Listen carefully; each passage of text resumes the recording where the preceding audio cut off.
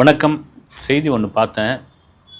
மனசே அப்படியே ஒரு மாதிரி நிகழ வச்ச ஒரு விஷயமா இருக்குது. மனிதனுக்கு 6 அறிவு, விலங்குகளுக்கு 5 அறிவு அப்படின்னு ஒரு இதுவாக இருக்குது. அந்த விலங்குகள் மனிதனுடன் நெருக்கமாகி பெட்டனிமலாக இருக்க மனிதனை தாண்டிய ஒரு அறிவு அதுங்களுக்கு இருக்குமோ அப்படின்ற ஒரு வியப்பு நமக்கு இருக்க தான் செய்வது. அதுக்கு பல சம்பவங்கள் சொல்லலாம்.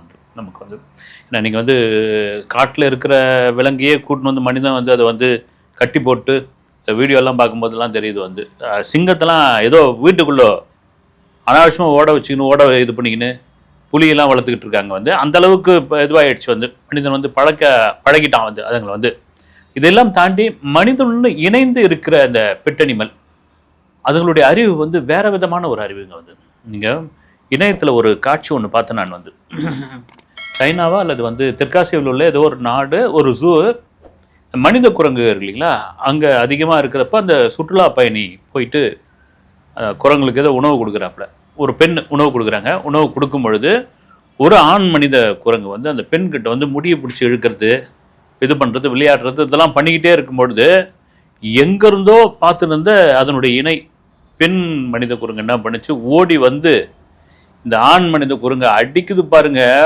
பொத்து பொத்து பொத்து பொத்துன்னு அடிக்குது.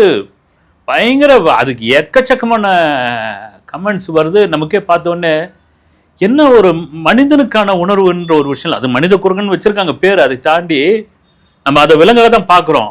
அந்த உணர்வுன்ற ஒரு விஷயம் ஒருத்தனுக்கு ஒருத்தி. பறவைகளுக்கு அது உண்டு. பறவைகள் வந்து ஜோடியை மாற்றிக்காது. விலங்குகளே பெரும்பாலும் ஜோடியை மாற்றிக்காது. வந்து ஆனால் தான் மனித இனத்தில் மட்டும்தான் கள்ளக்காதல்னு ஒன்று இருக்குது. வந்து மற்றதெல்லாம் கிடையாது. நீங்கள் பறவையிலேயே விலங்குலேயே கிடையாது. அப்படி அந்த மனித குரங்கு பார்க்கும்பொழுது பெரிய ஆச்சரியமாக இருந்தது.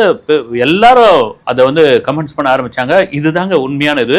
இப்போ நான் சொல்ல போகிற டாபிக் என்னென்னா, இந்த இமாச்சல் பிரதேசம் மண்டி தொகுதியில் இப்போ பருவமழை பெஞ்சிக்கிட்டு இருக்கு. கனமான மழை, லேசான மழையெல்லாம் இருக்குது. இமாச்சல் பிரதேசம் சொல்லவே தேவையில்லை. நம்ம கேரளாவை தாண்டி 10-20 மடங்கு பெரிய இதுவா. அங்கே வீடுகள்லாம் கட்டிக்கிட்டு இது பண்ணிட்டு மலைவாழ் பகுதியில் இருக்கிற ஒரு குளுமையான இது. கடல் மட்டத்திலேருந்து அவ்வளோ உயரத்தில் இருக்குது. வந்து அதில் வந்து மண்டி தொகுதி.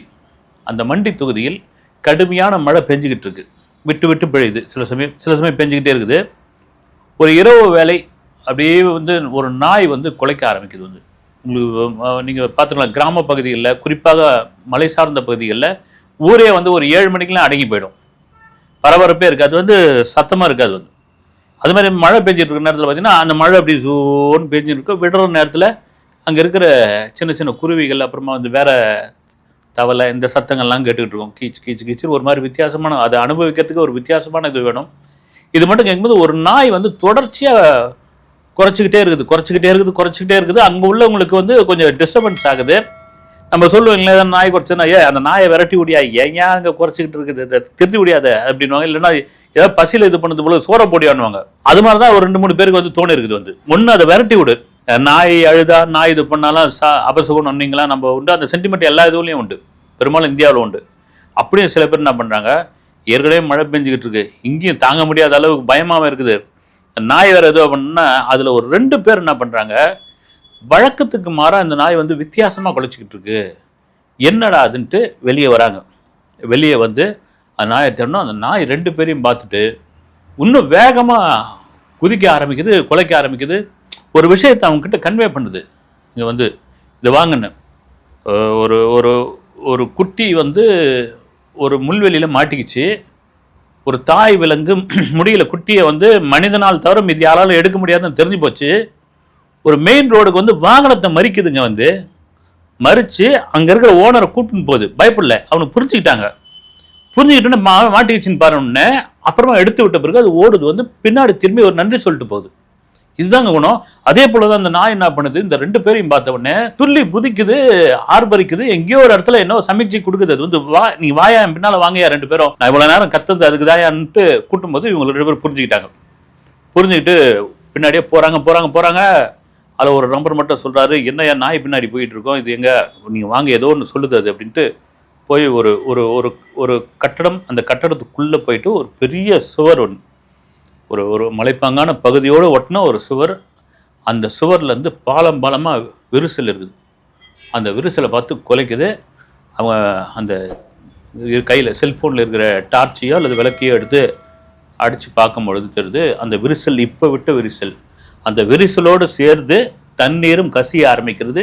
கசிய ஆரம்பித்த தண்ணீர் கொஞ்சம் வேகமாகவே வருது. இதைத்தான் அந்த நாய் சொல்லியிருக்கு. அந்த மலைப்பாங்கான பகுதியில் மலைச்சரிவில் அத்தனை வீடுகள் இருக்குது, நூற்றுக்கணக்கான வீடுகள், ஆயிரக்கணக்கான பேர் அங்க இருக்கிறாங்க. மழை பெஞ்சிருக்கு, விட்டு விட்டு பெஞ்சிருக்கு, கடுமையான மழை பெஞ்சிட்டு இருக்கு. இந்த நாய் சொல்ல வர தகவல் என்னன்னா, இங்கு நிலச்சரிவு ஏற்பட போகிறது, நீங்க உஷாரா இருக்கணும், இல்லைன்னா கிளம்புக சாமி, எனக்கு முன்கூட்டியே தெரிஞ்சு போச்சு, சமிஞ்சை தெரிஞ்சிடுச்சு. புயல் வருவது, சுனாமி வருவது, இயற்கை பேரிடர்கள்லாம் முதல்ல விலங்குகள்லாம் அந்த இது தெரியும். இப்போ சுனாமி வந்தபோது கூட பார்த்தீங்கன்னா தெற்காசிய நாடுகளில், தாய்லாந்து மாதிரி நாடுகளில் மாடெல்லாம் அலறி இருக்குது. அது வா வா வான்னு அலறி இருக்குது, பிச்சுன்னு அது அங்கேயுங்க இதுவாக. அப்போ அவங்களால கண்டுபிடிக்க முடியல. என்ன ஜப்பான்லேயும் அந்த மாதிரியான இது ஜப்பானில் இப்போ கண்டுபிடிச்சிடறாங்க. அதுக்குன்னே வச்சுருக்காங்க. அவங்க இந்த மீன் வளர்க்குறாங்க தெரியுங்களா, ஜப்பானில் தான் அதிகம் நம்மளும் வளர்க்குறோம். அதிகமாக மீன் வளர்ப்பது அவங்க தான்.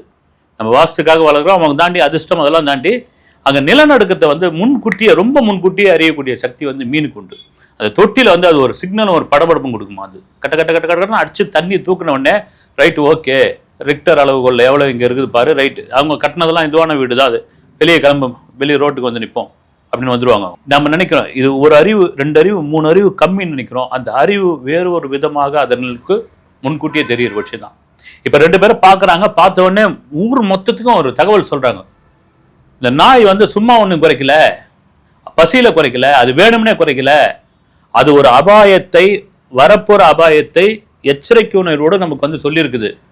எல்லாரும் காலி பண்ணுங்க காலி பண்ணுங்கன்ட்டு இது பண்றாங்க, காலி பண்ண ஆரம்பிக்கிறாங்க. கையில கிடைச்சதுக்கா இது கிடைச்சது, என்ன கையில கிடைச்சதோ, தட்டு சாமா, அப்புறம் நகை, அப்புறம் இருக்கிற பத்திரம் சர்டிஃபிகேட் எல்லாத்தையும் தூக்கின்னு ஒரு குறிப்பிட்ட இடத்துக்கு, மைதானத்துக்கு வந்துடுறாங்க. வந்த அடுத்த சில நொடிகளில் சர சர சர சர சரன்னு சரியுது. அந்த நாய் அப்படி பார்க்குது. பார்த்த உடனே ஒட்டுமொத்தமா எல்லாரும் அந்த நாயை தான் பார்க்குறேன். அது நாய் இல்லை, அது கடவுள் அப்படின்னு, கடவுளோட ரூபத்தில். நான் வயநாட்டில் ஒரு பெரும் நிலச்சரிவு. அந்த நிலச்சரிவுக்குள் ஒரு பாட்டியும் பேத்தியும் போய் மாட்டிக்கிட்டாங்க, காட்டுக்குள்ள மாட்டிக்கிட்டாங்க. உள்ள தெரியல, தட்ட தட்ட தட்டன்னு போய்கிட்டே இருக்குது, விழுந்துகிட்டே இருக்குது, தண்ணி வந்துகிட்டே இருக்குது. தங்களுடைய குடியிருப்பு மொத்தம் மண்ணில் புதைஞ்சு போய்கிட்டே இருக்குது. இந்த பாட்டியும் பேத்தியும் இயற்கை உபாதை கழிப்பதற்காக வந்தவர்கள் ஒரு 3 மணி வாக்கில் அந்த இடத்துல ஒரு மரக்கலையை பிடிச்சிட்டு ஒரு ஓரமா நிக்கிறாங்க. ஒரு யானை கூட்டம் வருது. அங்க யானை கூட்டம் ஒரு 2, எப்பவுமே யானை ஒரு கூட்டமா வரும்போது அதனுடைய ஆக்ரோஷம் வேறமா இருக்கும். நிக்குது. அந்த பாட்டி முன்னாடி நிக்கும்போது அந்த பாட்டி சொல்றாங்க, பா எங்களை விட்டுரு, உன்ன மாதிரி நாங்களும் உயிர் பழைக்க வந்தவங்க, நாங்க யாரும் உனக்கு தொந்தரவு பண்ணக்கூடிய ஆள் கிடையாது, வழி தப்பி வந்துட்டோம், இயற்கை இது மாதிரி இருக்குது, நாங்க என்ன பண்ணுவோம்னு அந்த யானை அரணாக நின்று, அங்க 2 பேருக்கும் பாருங்க, அந்த யானை கூட்டம் அரணாக நின்று எந்தவித பாதிப்பும் இல்லாமல் அந்த அந்த இதெல்லாம் அடங்கின பிறகு அவங்களுக்கு வழி விட்டு அனுப்புது. இது அந்த பாட்டி ஒரு பேட்டியில சொல்றாங்க. எவ்வளவு பெரிய மனிதனோட எப்படி இணைஞ்சு வாழுது.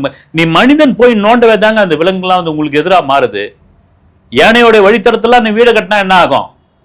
அதே இதுதான். இந்த நாயை சில பேர்ல விரட்டி அடிப்பாங்க. அதாவது நம்ம எல்லாம் இது பண்ண முடியல.